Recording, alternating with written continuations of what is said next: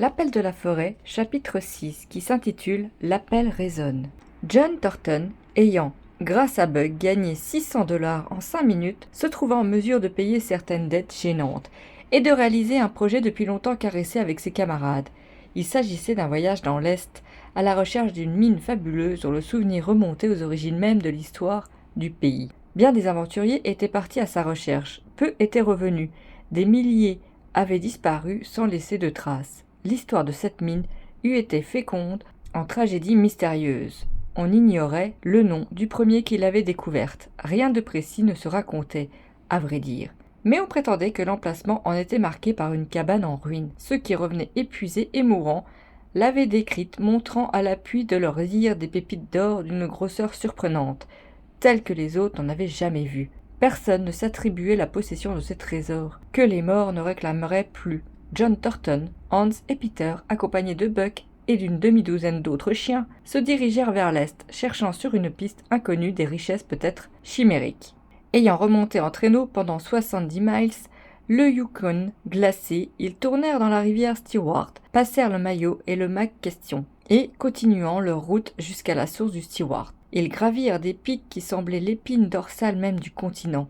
John Thornton, au cours de ses expéditions, comptait peu sur l'homme, mais beaucoup sur la nature. Il ne redoutait aucune solitude.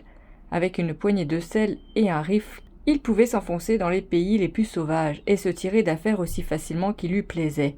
N'étant jamais pressé par le temps, il chassait sa nourriture à l'instar des Indiens, tout en marchant. Si le gibier manquait, il poursuivait son chemin sans se troubler, sûr d'en retrouver tôt ou tard. L'ordinaire, pendant ses longs voyages, devant être la viande fraîche, les munitions et les outils constituaient la principale charge du traîneau.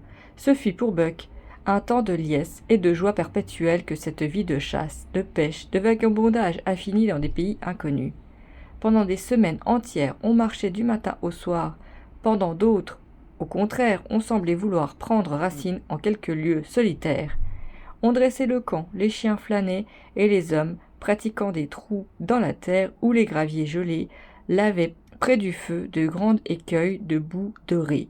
Tantôt on avait faim, tantôt on faisait bonne chère, suivant les hasards de la chasse et les caprices du gibier.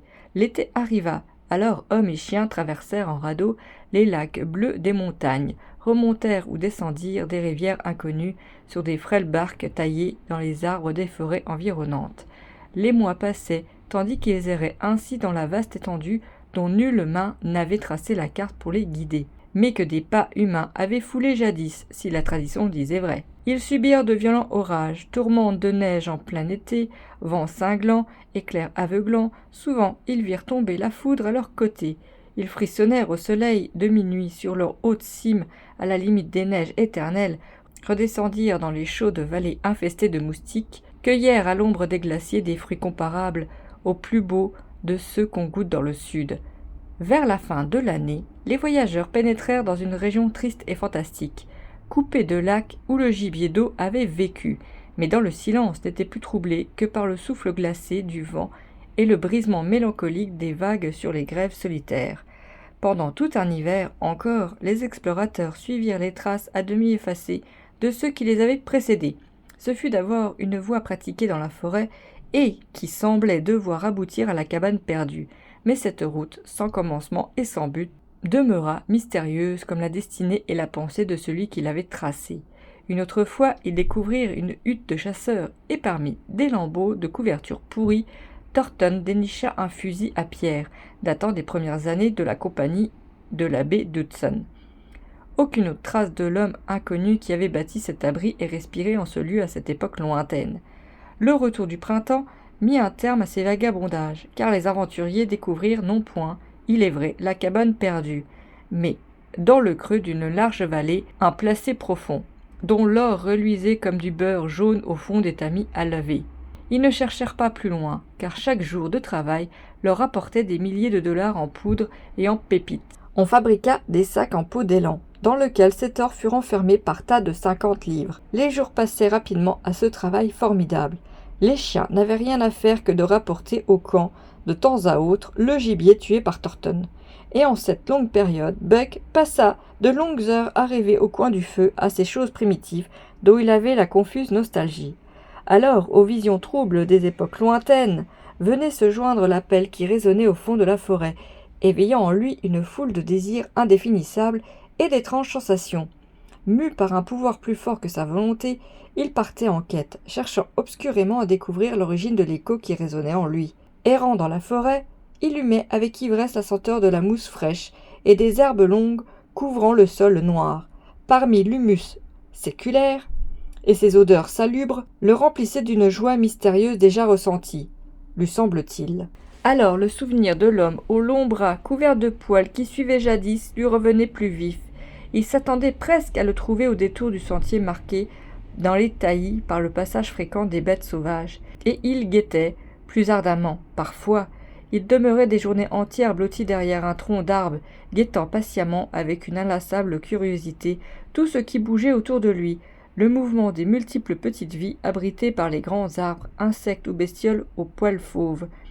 Puis il rentrait au camp et s'étendait de nouveau près du feu pour rêver. Mais soudain, il levait la tête, dressait les oreilles, écoutait plein d'attention.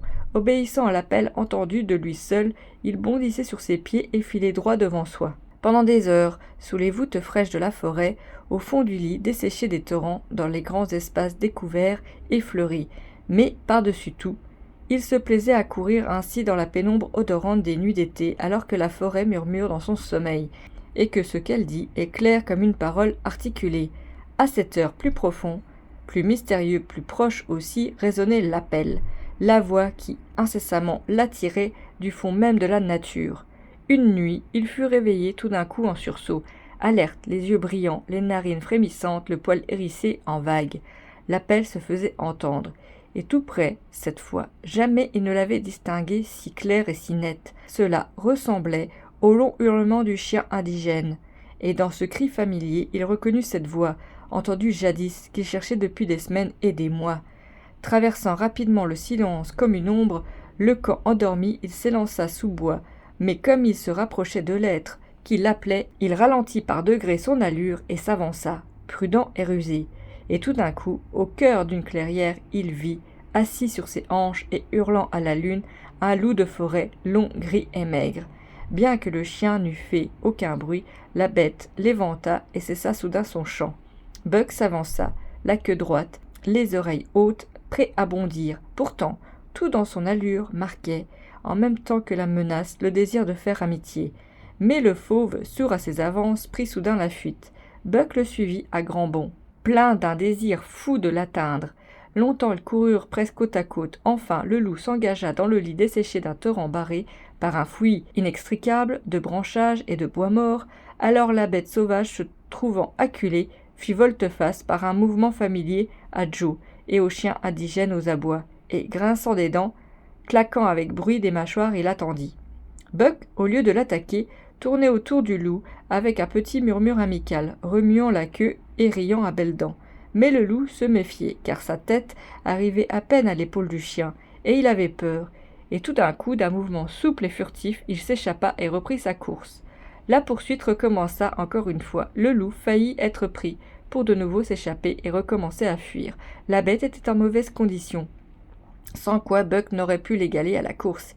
Il courait presque côte à côte jusqu'au moment où le loup s'arrêtait, montrait les dents et recommençait à fuir de plus belle. Enfin, reconnaissant que Buck ne lui voulait pas de mal, la bête s'arrêta et laissa le chien lui flairer le museau, sur quoi ils devinrent amis et se mirent à jouer ensemble, de cette façon nerveuse et timide qui semble démentir la férocité des bêtes sauvages. Quelques instants plus tard, le loup se remit en marche d'une allure aisée, indiquant un but définitif.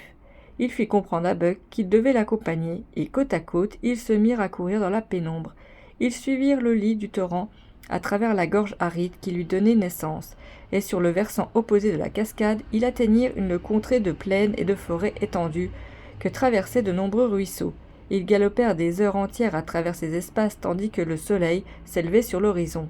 Buck était indéfiniment joyeux. Il se sentait répondre à l'appel. Les souvenirs anciens lui revenaient en foule sur cette terre vierge et sous ces cieux immenses, tandis qu'il courait aux côtés de son frère le fauve. Mais les deux coureurs s'étant arrêtés pour boire à un clair ruisseau, l'onde froide dissipa cette ivresse. Le souvenir de John Thornton étreignit soudain le cœur de Buck.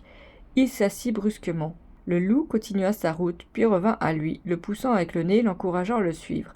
Mais Buck retournait lentement sur ses pas, et pendant 1 heure son frère sauvage l'accompagna, gémissant doucement. Puis il s'assit à son tour et pointa le museau en l'air, poussa un long hurlement, tandis que le chien poursuivait sa route. Cette plainte lugubre continua de déchirer l'air, résonnant longtemps encore dans le lointain. Elle s'éteignit enfin. Turton achevait de dîner lorsque Buck tomba dans le camp comme une bombe sautant sur son maître, lui léchant la figure et les mains, criant de joie, reversant tout sur son passage dans sa foule expansion de tendresse. Jamais Turton ne l'avait vu si exubérant. Pendant 2 jours et 2 nuits, Buck resta au camp, semblant garder son maître à vue. Puis la quiétude le reprit de nouveau. Il fut hanté par le souvenir de cette course à 2 à travers un pays souriant et sauvage. Il se remit à courir les bois, mais sans pouvoir retrouver son farouche compagnon. La plainte lugubre ne se faisait plus entendre.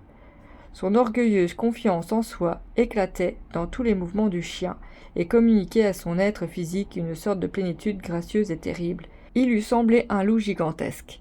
Sans les taches fauves de son museau et de ses yeux, et l'étoile blanche qui marquait son front et sa large poitrine, par l'astuce qu'il tenait du loup, par la force et le courage de son père le chien géant, par la beauté et l'intelligence de sa mère la fine Collet, ces qualités jointes à une expérience acquise à la plus dure des écoles faisaient de lui une créature superbe et redoutable entre toutes. Jamais on ne vit chien pareil, répétait Turton avec une juste fierté, en le regardant marcher dans le camp orgueilleux et fort, au roi de tout ce qui l'entourait. Nul ne soupçonnait la transformation qui s'opérait en lui aussitôt qu'il pénétrait dans la solitude de la forêt. Il ne marchait plus alors, il devenait un animal sauvage, silencieux et léger, ombre à peine entrevue, glissant parmi d'autres ombres. Il savait tirer parti du moindre abri, se traîner sur le ventre comme un serpent et comme lui bondir et frapper. Il pouvait saisir la perdrix sur son nid, surprendre le lapin à son gîte et attraper au vol les petits écureuils agiles. Toutefois, il ne tuait pas par plaisir, mais seulement pour vivre et se nourrir de produits de sa chasse. Comme l'hiver approchait, les élans descendaient en grand nombre pour venir passer la saison rigoureuse dans les vallées basses et mieux abritées. Buck avait déjà réussi à prendre un jeune d'assez forte taille, mais il aspirait à s'emparer d'une proie plus digne de lui. Cette chance lui échut enfin dans un défilé solitaire.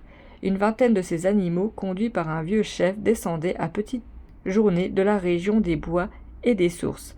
Le chef était une bête d'aspect farouche, dominant le sol de 6 pieds et dont la tête formidable était ornée de bois immenses, portant au moins 14 andouillets et mesurant 7 pieds, d'une pointe à l'autre. Ses petits yeux brillaient d'une lueur verte et cruelle, et il parut à Buck lui-même un adversaire redoutable. Il mugit de fureur en apercevant le chien. Cette fureur s'augmentait sans nul doute de la douleur que lui causait une flèche dont la peine lui sortait à mi-flanc. Guidé par l'instinct inné du chasseur, hérité de ses ancêtres, qui pratiquaient déjà cette tactique au premier temps du monde, Buck se mit tout d'abord en devoir de séparer sa proie du reste du troupeau. Ce n'était pas là une mince besogne, car le vieux mâle était aussi méfiant et rusé que féroce. Le chien dansait en aboyant devant l'élan, l'exaspérant par ses clameurs, tout en ayant bien soin de se tenir à distance respectueuse des andouillets formidables et de terribles pieds plats qui l'eussent écrasé d'une foulée. L'animal, furieux, fonçait sur Buck qui feignait de fuir pour l'entraîner à sa poursuite. Mais à peine le vieux faisait-il mine de s'écarter du troupeau que 2 ou 3 jeunes élans chargeaient le chien à leur tour, ce qui permettait au chef blessé de rejoindre le gros de la troupe. Les bêtes sauvages savent déployer une patience entêtée, inlassable et tenace comme leur vie même, et Buck possédait cette patience tout entière. Il demeurait sur les flancs du troupeau, harcelant les femelles et les petits, enveloppant la troupe d'un cercle hostile, rendant l'animal blessé fou de rage impuissante. Cela dura toute la journée. Au coucher du soleil, les jeunes se montraient déjà moins ardents à venir au secours de leur chef obsédé. L'approche de l'hiver, obscurément pressentie, les entraînait vers les pâturages mieux abrités, et leur instinct les poussait à sacrifier une tête unique pour le salut du troupeau entier. Quand la nuit tomba, le vieux mâle se tenait la tête basse, regardant s'éloigner les compagnons qu'il ne pouvait plus suivre. Les vaches qu'il avait protégées, les veaux dont il était le père, les jeunes audacieux qu'il avait vaincus, tous disparaissaient d'une allure se faisant toujours plus rapide dans la lumière expirante du soir. Il allait terminer sa longue carrière de lutte et de victoire sous la dent d'un animal dont la tête n'arrivait pas à la hauteur de ses lourds genoux. Dès cet instant, Buck ne lâcha sa proie ni nuit ni jour, l'empêchant de dormir, de boire ou de brouter l'herbe et les jeunes pousses de saule et de bouleau. Dans son désespoir, l'élan piquait des galops furieux et sans but. Buck le suivait d'une allure facile, se couchant quand sa victime s'arrêtait, mais l'attaquant dès qu'elle faisait mine de manger ou de boire. La lourde tête s'abaissait de plus en plus sous ses bois énormes et le trot traînant se ralentissait. Pendant de longs moments, l'animal demeurait immobile, le nez baissé vers la terre, les oreilles pendantes et molles. L'implacable chasseur pouvait alors se reposer et boire lui-même. Et, dans ces instants de répit, quand Buck demeurait couché allaitant, sa langue rouge allongée sur ses dents blanches, il eût semblé pressentir un changement subtil dans la contrée. On eût dit que des êtres nouveaux y avaient pénétré en même temps que les élans descendaient les hauteurs. La forêt, l'onde et l'air décelaient leur présence qu'un sens mystérieux lui révélait. Et il résolut, sa chasse terminée, d'approfondir cette étrange et attirante énigme. Le soir du 4e jour de chasse, il terrassa enfin le grand élan, et pendant 24 heures, il demeura près de sa proie, mangeant et dormant tour à tour. Puis, reposé, rafraîchi et vigoureux, il reprit le chemin du camp de Thornton. Il allait d'un long galop aisé qui durait des heures entières sans jamais se tromper, se dirigeant avec une sûreté humiliante pour l'homme et son aiguille magnétique.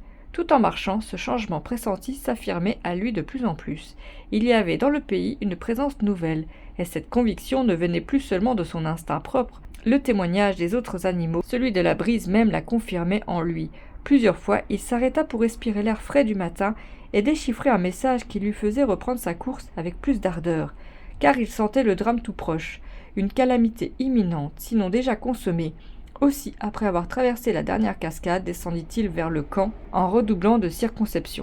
Au bout de 3 miles, il rencontra une piste fraîche menant droit au camp de John Thornton. Buck se hâtait, le poil hérissé, les nerfs tendus, attentif à 1000 détails qui lui confirmaient certains faits sans lui en donner la conclusion. Son odorat lui révélait le passage d'êtres vivants sur les traces desquels il courait. Le silence absolu de la forêt le frappa.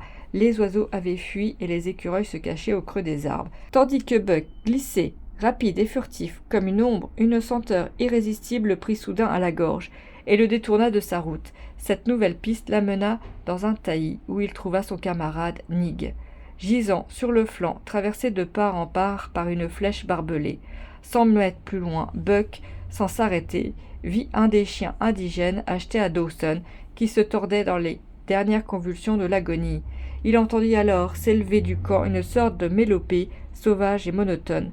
Rampant à plat ventre, au bord de la clairière, il découvrit le cadavre de Hans, couché sur la face, le corps hérissé de flèches comme un porc épic.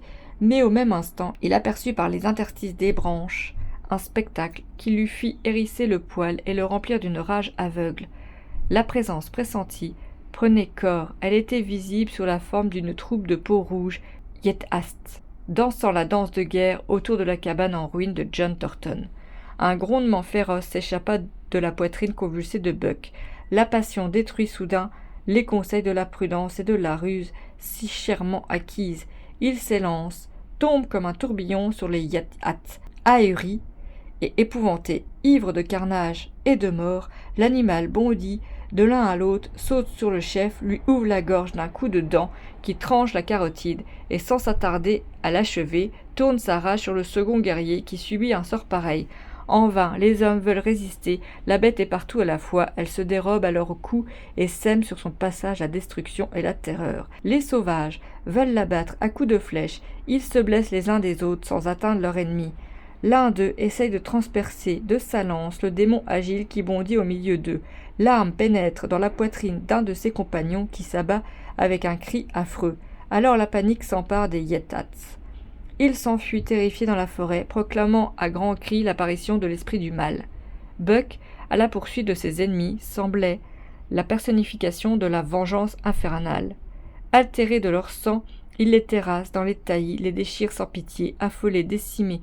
Ils se dispersent dans toutes les directions, et ce ne fut qu'une semaine plus tard que les survivants de la lutte purent se réunir dans une vallée écartée, pour compter leurs morts et chanter leurs louanges. Quand Buck, las de les poursuivre, ses misérables ennemis, revint au camp dévasté, il trouva le corps de Peter, roulé dans ses couvertures, là où la mort l'avait surpris, dès la première attaque. L'état du sol autour de la hutte décelait la résistance désespérée de Thornton. Buck, le nez à terre, poussant des cris ardents et plaintifs, suivit jusqu'au bord d'un étang profond toutes les péripéties de la lutte que son maître avait livrée, là, sur la berge, fidèle jusque dans la mort. Stick était couché, la tête et les pattes de devant baignant dans les flots rugis de sang. Les eaux, troubles et profondes, cachaient à jamais le corps de John Thornton. Buck passa le jour entier à errer autour de l'étang, poussant des gémissements lugubres ou des hurlements désolés. La disparition de son maître adoré creusait en son cœur un vide profond, impossible à combler. Seule la vue de ses victimes portait quelques adoucissements à sa peine. Fier d'avoir tué des hommes les plus nobles des gibiers, il reniflait curieusement les cadavres, surpris d'avoir triomphé si facilement de ceux qui savaient se rendre redoutables à l'occasion. Désormais, il ne connaîtrait plus la crainte de l'homme. La lune parut dans les cieux, baignant la terre d'une lumière sépulcrale, et Buck sentit avec la nuit monter dans la forêt l'éveil d'une vie nouvelle. Il se dressa, humant l'air des abois lointains retentir se rapprochant rapidement. Il reconnut en eux une part de ce passé qui ressuscitait en lui. S'avançant dans la clairière, il écouta sans trouble et sans remords la voix qui depuis longtemps le sollicitait. Désormais, il était libre de lui répondre, de lui obéir. John Thornton, mort, plus rien ne rattachait Buck à l'humanité. Comme un flot argenté, la meute de loups déboucha dans la clairière où Buck, immobile comme un chien de pierre, attendait leur venue. Son aspect était si imposant qu'ils s'arrêtèrent un instant. Interdit. Mais un plus hardi que les autres sauta sur le chien et lui tordit le cou, rapide comme l'éclair. Puis il reprit sa pose majestueuse, sans se préoccuper de la bête qui râlait à terre. 3 autres tentent l'attaque et se retirent en désordre, la gorge ouverte d'une oreille à l'autre. Enfin, la horde entière se rue sur l'ennemi, mais la merveilleuse agilité de Buck, sa force en pareil, lui permettent de déjouer toutes les attaques. Pour empêcher les assaillants de le prendre par derrière, il vint s'adosser à un talus et, protégé des 3 côtés, réussit à se défendre si vaillamment que les loups, découragés, reculent. Enfin, les uns demeurent couchés, la langue pendante, saignant par 20 blessures, les autres jappent, montrant leurs crocs étincelants sans quitter de l'œil le terrible adversaire.